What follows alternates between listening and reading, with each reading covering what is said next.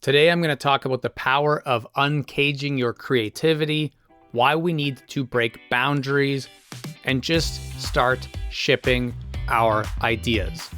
As I walked through the hospital today, I passed by a monitor that displayed a message and it really caught my eye. It said, "Remember, mistakes are evidence that you're trying." It made me smile, but it also made me think, how do we spread this message? How do we make sure that everyone understands this? I already believe in it, but what about the people who don't get it? The ones stuck in their comfort zone, afraid to step into the unknown. I kind of felt like naming this episode Stop Chirping Post Malone because I recently heard people criticizing him for venturing into country music. Now, I'm sure it's just people clout chasing themselves. It's hilarious to me though, because while he's out here dropping an album that's going to be a huge success, people are questioning the decision. Why do they care? I'm sure Post Malone is not fazed. He'll probably jump into something completely different next. Maybe another Nirvana tribute, spoken word poetry, or some kind of experimental project like kids music. Who knows? But what's fascinating about him is his ability to ignore the noise and keep creating. Or maybe he hears the noise, but he just goes forward anyways. I'd love to interview him to dive deeper into this mindset. I imagine that if someone asked him why he decided to try country music, he'd probably just shrug and say, "Why not?" And that's the question, isn't it? Why not? This phrase has always fascinated me. Why not try something new, even if people won't understand?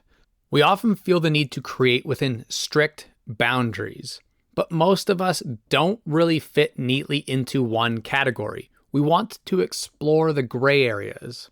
In a world full of rules, expectations, fear of failure, stepping outside the box can really require quite the courageous act. Someone asked me yesterday how I define creativity. I know that it's a simple question, but answering it actually takes some courage.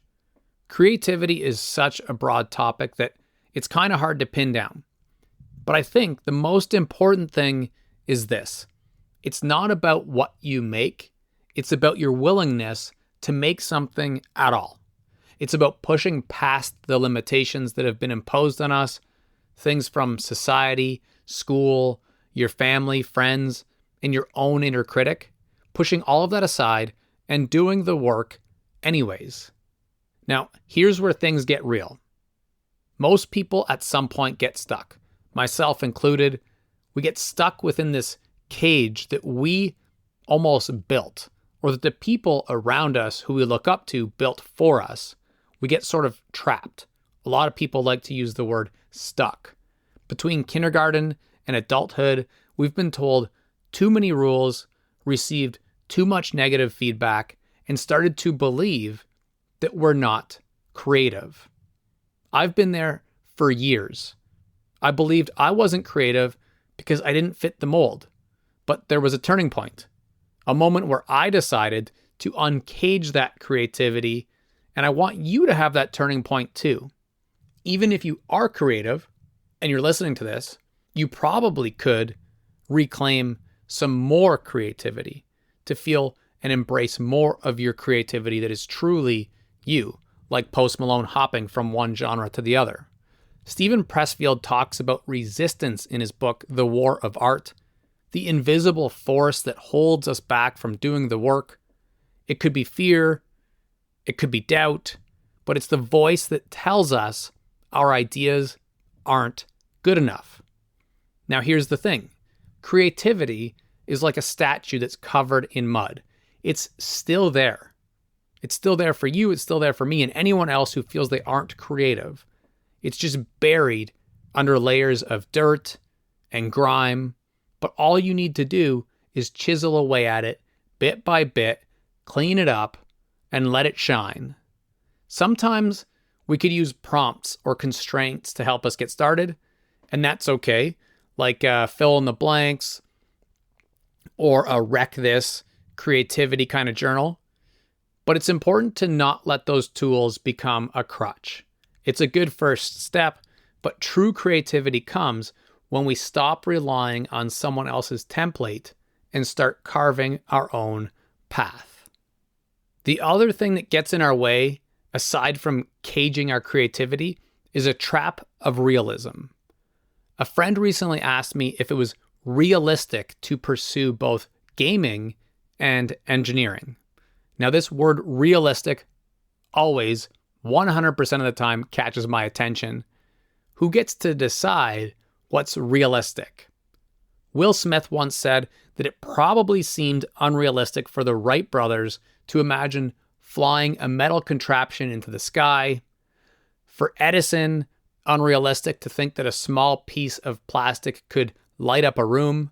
And if you told someone 15 years ago that we'd be watching movies on tiny pieces of glass and plastic in our pockets, I'm sure they would have laughed. But here we are. The point is, we cannot be afraid of being unrealistic. The world's greatest innovations, inventions, were once dismissed as impossible. If we constantly seek validation for our ideas, asking others if they think it's realistic, then we're building an imaginary boundary for ourselves. We're trapping ourselves in this realism, but creativity does not require too many boundaries. It requires courage. Which brings me back to Post Malone.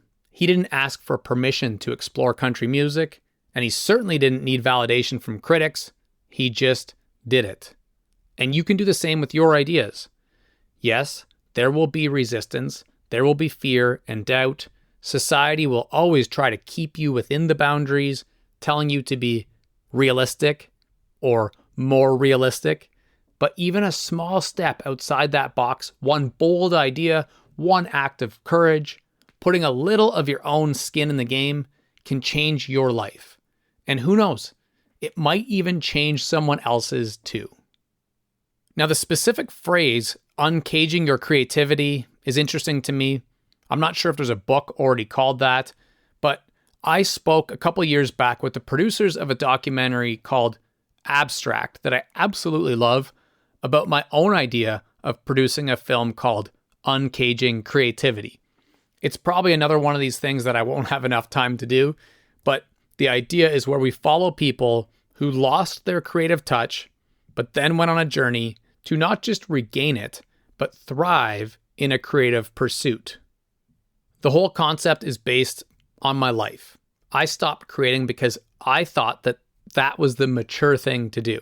But now I realize that I'm supposed to use the right side of my brain as much as possible. It's who I am, probably for life. Paint, write poetry, write books, make videos, make podcasts, rinse, repeat, and maybe play some music if I'm lucky. Now, if I did it, you can too. If you feel like your creativity is blocked, don't worry. You can uncage it. I'll share a few bullet points, basically a checklist for regaining your creativity.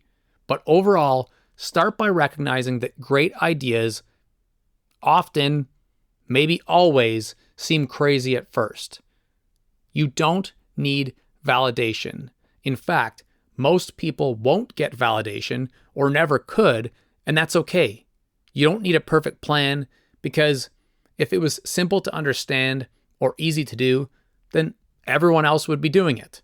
This is why it takes bravery, curiosity, and a willingness to explore your ideas, make mistakes, and keep going further into the unknown, and why people just won't get it. So here's a checklist that you can pretty much use to uncage your own creativity. It starts with action over words. It can be really exciting and fuel us to learn, to take a course, watch a video or a tutorial, and then think about and plan forever. But it's important to take action right from the beginning. You can keep learning from mentors and heroes before you, but make sure that throughout the whole time you're actually practicing the thing. Which leads us to the next point, embracing discomfort. You need to push past the awkwardness of people judging you, the fear of failure, and the discomfort that comes with being a beginner, with feeling like you're a bit of a clown. And then you want to build routines. Establishing habits and systems will make creativity a natural part of your life. So you won't try to wait for motivation. You will know that each morning you write 300 words, or each evening you do 20 minutes of working on your painting. Whatever it is, it's a habit and a system as opposed to randomness. Detach yourself from outcomes, especially when it comes to creative pursuits, playing the guitar, producing music, making your own clothing. We can't worry about the results if people will like them. We need to make our stuff, keep getting better at making our stuff, keep sharing our stuff. And really, that's the whole process, which is why perseverance is another important checklist item. Are you aware and emotionally able to keep pushing forward or pivot even when things get tough? And then finally, committing to self-improvement, not worrying about others, but remembering that this is all about you versus you. So aim to get better at your skills, your abilities in all of these areas. No matter where you started, it's just about continual progress for yourself. So there you go. That's a checklist that can really help you uncage your own creativity. Now, I would love to support whatever creative work you're up to, because the world needs to hear your unique voice. It's beyond time that you uncage your creativity, or if you're already creative, share your work even more. It's the whole reason why I do this show. I want to be able to support what you're up to. So here's my question for you. What are you creating? What will you share? And how can I support it? Be sure to actually reach out, DM, email, whatever's best for you, and let me know. That's it for today's episode. Until next time, all the best, and remember, just keep learning.